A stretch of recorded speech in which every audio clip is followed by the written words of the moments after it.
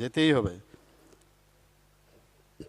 আজকে এখানে আমাদের মাঝে উপস্থিত আছেন, কি বলবো নাকি, মহারাজ জি আমাদের সেক্রেটারি রামকৃষ্ণ মিশন বিবেকনগরের, স্বামী শুভকারানন্দজি মহারাজ। একজনের চেহারা দেখলে অনেক সময় কানেকশন আসে, কিন্তু তো মহারাজজিকে দেখে খুব কানেক্ট, আমার মনে হলো যে কানেক্ট হয়, হাসি খুশি সবসময় দেখলাম, একদম ভাইব্রেন্ট মহারাজ বলতে যা বোঝায়। আমি অন্তত ওকে সাধারণত কি হয়, মহারাজজিদের খুব থাকে, মানে খুব গুরু গম্ভীর একটা ভাব থাকে। কিন্তু আমি যখন লখনৌতে আমি পোস্ট গ্রাজুয়েশন করছিলাম, আমি রামকৃষ্ণ মিশনে মাঝে মাঝে যেতাম ওখানে। আমিও অনেকটা খুঁজতাম আর কি, যে কোথায় মানে ভগবান দেখার জন্য না, একটু মনে হয় কোথাও গেলাম শান্তি পাওয়া যায় কি না, অনেকটা মেডিটেশনের মতো এরকম। তো সেই জায়গায় যখন গেলাম, সেখানে যখন মহারাজ ছিলেন, ঠিক আছে মহারাজজি নমস্তে নমস্কার সবসময় প্রণাম, কিন্তু তারপরও মহারাজদের কিন্তু সাংঘাতিক ভয় পায় কিন্তু স্টুডেন্টরা। আপনি কিন্তু আমার মনে হয় উনার মতো মহারাজ এখানে সবসময় থাকুক, আমরা স্টুডেন্টরা কিন্তু ফিল গুড যে বিষয়টা সেটা আসবে। আমি with due respect to other Maharaj, এক একজনের এক এক রকম পার্সোনালিটি থাকে। আমারও সেই রকম পার্সোনালিটি, অনেকে আমাকে ভয় পায় আমার চেহারা দেখে। আর চেহারাটা কিন্তু এরকম ছিল না। আমি যখন একদম স্টুডেন্ট লাইফ, ইয়াং লাইফ, আমি আগরতলা শহরে, আমার পরিচয়টা এরকম হতো, আরে ওই যে একটু রোগা মতো পাতলা মতো, খুব হাসে যে, এই মানে জীবন সংগ্রামে বিভিন্নভাবে করতে করতে এত মুখের চেহারাই পাল্টে গেছে, মানে ফেসিয়াল এক্সপ্রেশনে পাল্টে গেছে। কারণ এত ঘাত প্রতিঘাত, এটাও কিন্তু একটা এফেক্ট। মানে দেখুন, যে পড়াশোনা করে সারাক্ষণ ধরে, খুব মানে বুকওয়ার্ম, ও দেখবেন ঘরের থেকে রুম থেকে বেরোলো তো ওর চেহারার মধ্যে দেখবেন কীরকম যেন একটা উন্মাদনা, হাসেও না, কাঁদেও না, স্মাইলও করে না, কিন্তু সব ভিতরে নিয়েছে, এত ভরপুর সব নিয়েছে। কিন্তু তারপরেও তো চাপেও কিন্তু অনেক সময়, তো আমার চাপ রিলিজ করার একমাত্র উপায় হলো ওয়ান শুড স্মাইল অ্যান্ড লাফ ওপেনলি, লাউডলি। মানে এটা হচ্ছে আমার মূল মন্ত্র, এটা আমার কাছে খুব ভালো লাগে। যখনই দেখি হাসি, আমাকে বলে এত প্রবলেম, এত সকাল থেকে রাত্রি পর্যন্ত আপনি এত পরিশ্রম করেন, তারপরেও আপনি হাসছেন, ওইটাই কিন্তু আসল যে প্রেশারটা রিলিজ করার একমাত্র বিষয় হচ্ছে বিনা পয়সায়, বিনা খরচে হাসো খুব মন করে। এখানে আমি যখন আসলাম, স্টেজে বসলাম, তো আমার আবার আজকাল এত বক্তব্য রাখতে হয় সব জায়গায়, তো গলাটাও একটু খুসখুস করছিল, ঠান্ডাও লেগেছে কিছুটা। আমি একটা লজেন্স বললাম নিয়ে এসো, এটা দিই, অ্যান্টি ইরিটেটিং আর কি, যেন অ্যান্টি হিস্টামিনিক টাইপ। তো স্বামীজি বলছিলেন আপনার গলায় কী হয়েছে? আমি বললাম এই অসুবিধা। বলে তো গানটা বন্ধ করে দেবো আপনার প্রোগ্রামটা। আমি বললাম গান? সেন্স অফ হিউমার, কিন্তু আমার গলা খারাপ, তো উনি গান আমাকে সাথে সাথে বললেন। আর আমিও ওনাকে রিপ্লাই করলাম যে একদম না, এই ভাঙা গলায় কিন্তু আমি খুব ভালো গান করি।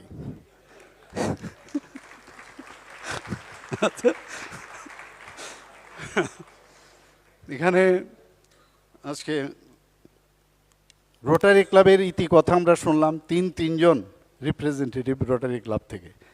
তা আমরা তো দেখলাম কিছু কিছু রিপিটেশন আছে অনেকের। যাই হোক, আমি ওনাদেরকে বললাম যে একটু যদি, কারণ মুখ্যমন্ত্রী ইজ এ প্রেসিয়াস ম্যাটেরিয়ালস নাও, আমি নিজে প্রেসিয়াস না হলেও মুখ্যমন্ত্রী খুব precious, time is very precious. তা আমাকে বসিয়ে এত লম্বা তিনজন রোটারি সম্পর্কে আমরা সবাই জানি। এখানে মেইন উদ্দেশ্য হচ্ছে ডেন্টাল যে ভ্যান আছে, মোবাইল ভ্যান, সেটাকে ইনোগ্রেশন করা। ওই আর বাকি তো আমরা জানি, বিভিন্ন সময়ে বিভিন্নভাবে ওনারা ফিলান্থ্রপিক ওয়ার্ক করেন। যাই হোক, ওনাদের কাজ করেছেন, যাতে ওনারা কি করছেন। কিন্তু এটা যদি আমি বলেছিলি, আমি ওনাদেরকে বলেছি ডোন্ট টেক ইট আদারওয়াইজ, আমার পক্ষে খুব অসুবিধা। কারণ মানুষ বসে থাকে, ফাইল বসে থাকে, সাইন করতে হয়, আবার বাইরেও যেতে হয়, প্রোগ্রাম থাকে কন্টিনিউয়াস। তো যাই হোক, এটা আমাদের খুব ত্রিপুরাতে খুব সহজ সরল মানুষ আমরা। এখানে প্রোটোকলটা আমার একেবারেই পছন্দ হয় না, কিন্তু তারপরেও অনেক সময় শেখার বিষয় আছে। যে মাননীয় প্রধানমন্ত্রীজি যখন যায়, বা অনেক জায়গার অনেক সিএম যখন যায়, বা ওর লিজেন্ড বা যে কারা কারা বক্তব্য রাখবে, কতক্ষণ বক্তব্য রাখবে, মাইক ঠিক আছে কি না, রিসাউন্ড হয় কি না। তা আমরা তো আর এগুলো দেখি না, আমরা তো মনে হয় যেখানে খুশি যা খুশি বললেই হবে, জায়গা পেলেই হলো। এখানে এসে আমি প্রথমেই দেখলাম যে একটা উপরে যে ইয়েটা আছে সেখানের একটা ইয়ে ছুটে গেছে। তো উনি মহারাজজি বলছিলেন যে আপনারা যদি এটা ঠিক করে দেন, তো এখানে সেক্রেটারি মহোদয় আছেন আমার পিডাব্লিউডির, কোনো সমস্যা তো হওয়ার কথা না। তো এই রিসাউন্ড যাতে না হয় আর এগুলো যাতে মেরামত টেরামত করা হয়, আমি আপনাকে বলবো যে একটু দেখবেন এখানে। আর উনি নিজেও যখন এখানে এসছেন, ডক্টর সঞ্জয় কুণ্ডু এখানে আছেন, এদেরকে তো একদম ছোট ছোট দেখি আমি, কিন্তু এরা সঞ্জয় কুণ্ডু এবং এই যে এখানে যাকে আমরা এখানে ইয়ে করলাম সম্বোধন, সজলনাথ। আবার সজল বললে মুশকিল হয়ে যাবে, কারণ বিধানসভা, কালকে আমি এক জায়গায় বলছিলাম, কারণ বিধানসভার মধ্যে আমার পক্ষে অসুবিধে কি, সব মানুষকে আমি চিনি, কারণ বয়স এত লম্বা, এই লম্বায় কারোর না কারোর সাথে আমার বন্ধুত্ব হয়েছে বা ঝগড়া হয়েছে, সবও হয়েছে। তো সেখানে গিয়ে আমি কাউকে বলছি রঞ্জিত দা, এমুক দা, তখন বলছে আরে আপনি দা বলবেন না, এখানে বাবু বলতে হবে, আর নাহলে অনারেবল আপনার বিধায়ক বলতে হবে। তো এখানে সঞ্জয় বললেও মুশকিল, তো ডক্টর সঞ্জয় এখানে আমাদের মাঝে, সঞ্জয় কুণ্ডু উপস্থিত আছেন, প্রেসিডেন্ট রোটারি ক্লাব। আর সময়ের কারণে কে যে কোন জায়গায় প্রেসিডেন্ট আর কে যে সেক্রেটারি এখন কিন্তু খবরও নেই আমার কাছে। তো এর জন্য আমি সজলকে বললাম তুমি আবার এখানে কেন ঢুকলে, কবে?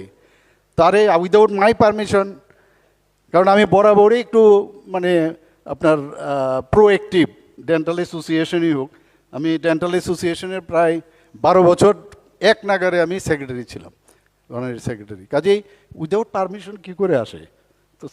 তো আমি ওকে জিজ্ঞেস করছিলাম, বলার পরে ও আমাকে একটা নমস্কার করলো, মানে ভুল হয়েছে বোঝা গেল আর কি। যাই হোক, এখানে আমাদের মাঝে পাস্ট ডিস্ট্রিক্ট গভর্নর, ওনাদের যে রোটারি ক্লাবের ডক্টর খুশনব পবি, ওনার কাছে খবর গেছে বেশি কিছু বলবেন না, তাড়াতাড়ি শেষ করবেন, কিন্তু অল্প বলেই উনি কিন্তু শেষ করেছেন। Thanks to you.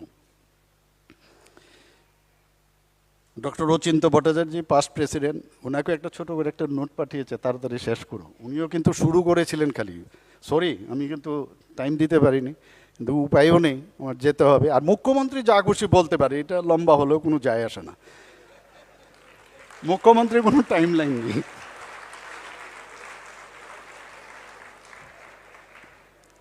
আমাদের মাঝে উপস্থিত আছেন মঞ্চে, যাকে আমরা অনেক আগের থেকে আমার বন্ধু মতো অনেকটা, retired justice S C. Das, president managing committee Ramakrishna Mission Vivekananda Nagar. এখানে রামকৃষ্ণ মিশনের সাথে আমার বরাবরই, যখন আমি ত্রিপুরা মেডিকেল কলেজে ছিলাম, স্বপনবাবু আছেন এখানে, আমাদের আইএস স্বপন সাহা মহোদয় আমাদের মাঝে উপস্থিত আছেন।